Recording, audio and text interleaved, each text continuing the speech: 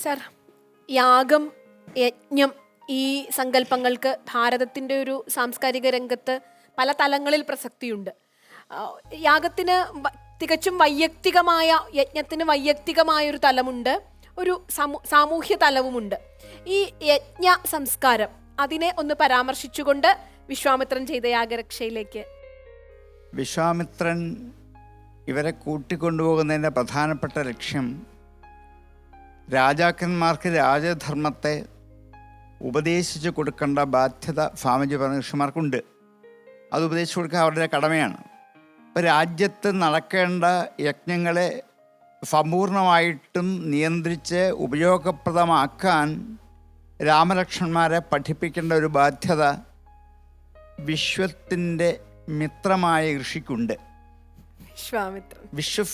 വിശ്വം ഏവ മിത്രഹ, വിശ്വം തന്നെ മിത്രമായി കിട്ടുന്നത്. മിത്രം എന്ന് വെച്ചാൽ മിതമായി ത്രാണനം ചെയ്യുന്നവനാണ് എന്ന് പറഞ്ഞാൽ മിതമായി മാത്രം രക്ഷിക്കാൻ കഴിയുന്ന ഒരവസ്ഥയിലേക്ക് ഒരാളെ കൊണ്ടുവരുന്നതിൻ്റെ പേരാണ് മിത്രം എന്ന്. സഖാവ് സമാനമായ ഖ്യാതിയുള്ളവനാണ്, സുഹൃത്ത് ശോഭനമായ ഹൃദയമുള്ളവനാണ്. ഇങ്ങനെ 2-3 തരത്തിലാണ് ഈ വാക്ക് നമ്മൾ ഉപയോഗിക്കേണ്ടത്. ഇവിടെ വിശ്വാമിത്രൻ ഈ വിശ്വത്തിലെ മിതമായി യാഗരക്ഷകളെ ത്രാണനം ചെയ്യാൻ കഴിവുള്ളവനാണെന്നുള്ളതുകൊണ്ട് യാഗരക്ഷയ്ക്ക് വിശ്വാമിത്രന് കഴിയാഞ്ഞിട്ടല്ല, ഇത് രാമലക്ഷ്മണന്മാരെ കൊണ്ട് ചെയ്യിക്കേണ്ടത് ഇത് ഇവരുടെ ധർമ്മമാണ്, അവരെ ബോധ്യപ്പെടുത്താനാണ്.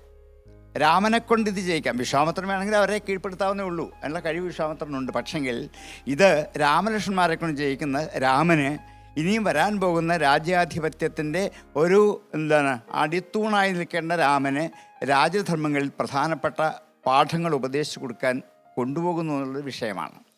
ഇതുകൂടാതെ യാഗരക്ഷ കഴിഞ്ഞിട്ട് വിശ്വാമിത്രൻ ഇവരെ എത്തിക്കുന്ന വിദേഹരാജധാനിയിലാണ്. അതുകൊണ്ട് തന്നെ ഉദ്ദേശിക്കാം, ഒരു ഭൗതികമായ വിജ്ഞാനം മാത്രമല്ല, ഒരു ജ്ഞാനം കൂടി ഇവർക്ക് ആവശ്യമാണ് വിദ്യാഭ്യാസ കാലഘട്ടത്തിൽ. ഈ ജ്ഞാനം പ്രദാനം ചെയ്യാൻ വേണ്ടി മാത്രമാണ് ഇവരെ ഈ വഴിയിൽ കൂടി കൊണ്ടുപോകുന്നതെന്നും. പിന്നെ ഈ യാഗം, യജ്ഞ സംസ്കാരം ഭാരതത്തിൻ്റെ ഏറ്റവും വലിയ മഹനീയമായ സമ്പത്താണ്. ഭാരതത്തിൻ്റെ ഭൂമി മുഴുവനും യജ്ഞഭൂമിയാണ്. യജ്ഞവരാഹമായി നഷ്ടപ്പെട്ടു പോയ ഭൂമിയെ വീണ്ടെടുത്ത മഹാവിഷ്ണുവിൻ്റെ വരാഹാവതാരം. ഈ വരാഹാവതാരത്തിൽ കടന്നു വരുമ്പോൾ ആ വരാഹത്തെ നമ്മൾ സ്തുതിക്കുന്ന യജ്ഞവരാഹമൂർത്തിയായിട്ടാണ്. കാരണം യജ്ഞസങ്കല്പത്തിലാണ്. ഊഷരമാകുന്ന ഭൂമിയെ ഫലസമ്പന്നമാക്കി മാറ്റാൻ യജ്ഞത്തിനേ കഴിയുള്ളൂ, മറ്റൊന്നിനും കഴിയില്ല.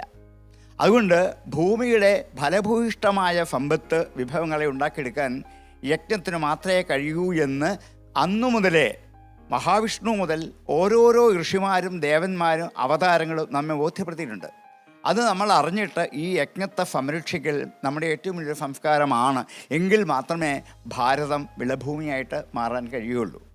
അതിനു വേണ്ടിയിട്ടാണ് ഒരു പക്ഷെങ്കിൽ ഈ യജ്ഞം ഋഷിമാർ മാത്രമല്ല, രാജാക്കന്മാരെ കൊണ്ട് തന്നെ യജ്ഞം ചെയ്യിക്കും.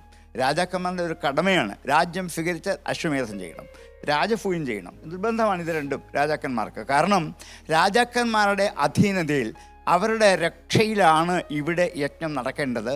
ഈ യജ്ഞത്തിന് എന്തെങ്കിലും കോട്ടമോ നടക്കാതിരിക്കുകയോ ചെയ്താൽ അത് രാജധർമ്മത്തിൻ്റെ ഏറ്റവും വലിയ ദൂഷ്യമായി ജനങ്ങൾ കാണുക തന്നെ ചെയ്യുമായിരുന്നു ഒരു കാലഘട്ടത്തിൽ. ഇന്നും അങ്ങനെയൊക്കെ തന്നെയാണ് സംഭവിക്കാറുള്ളത്.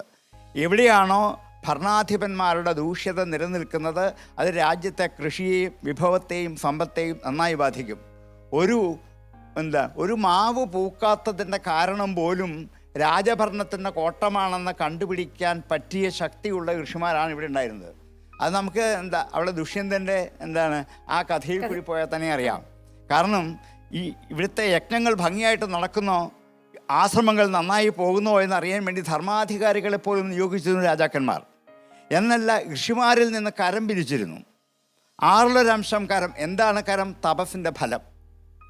ഈ തപസ്സിൻ്റെ ഫലം അനുഭവിക്കാൻ പറ്റുന്നവരാണ് ഭാരതത്തിലെ രാജാക്കന്മാരൊക്കെ.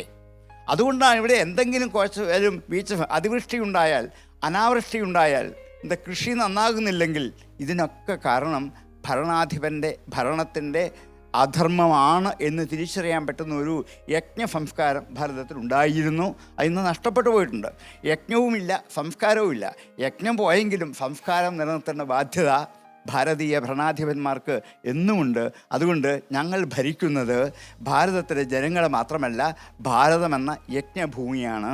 അല്ലെങ്കിൽ കേരളം എന്ന യജ്ഞഭൂമിയാണ്. ഇവിടെ ഞങ്ങളുടെ ഭരണത്തിന് എന്തെങ്കിലും വൈകല്യം സംഭവിച്ചാൽ പ്രജകൾക്ക്, ജനങ്ങൾക്കുണ്ടാകുന്ന എല്ലാത്തരം ബുദ്ധിമുട്ടുകൾക്കും എന്നല്ല ഇവിടുത്തെ കൃഷിയും വിഭവങ്ങളും അതുപോലെ ഇവിടെ നിന്ന് എടുക്കുന്ന എല്ലാത്തരം ഭൗമമായ സമ്പത്തുകൾക്കും ഇടിവും കോട്ടവും ഉണ്ടാകാം എന്ന് കണ്ടറിഞ്ഞിട്ട് അതാണ് ഭരണത്തിൻ്റെ മാഹാത്മ്യം എന്ന് തിരിച്ചറിയിക്കാൻ ഈ യജ്ഞ സംസ്കാരം നമ്മൾക്ക് എപ്പോഴും ഉപകാരപ്രദമാണ്.